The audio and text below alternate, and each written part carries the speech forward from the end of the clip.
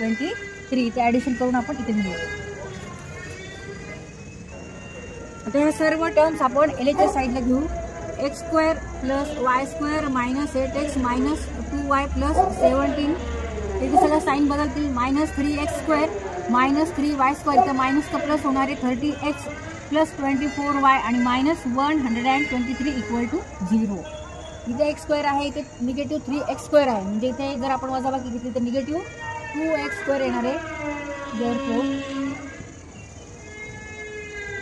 the y² and negative 3y² means negative 2y². Negative 8x and 13x plus 13x means plus 22x.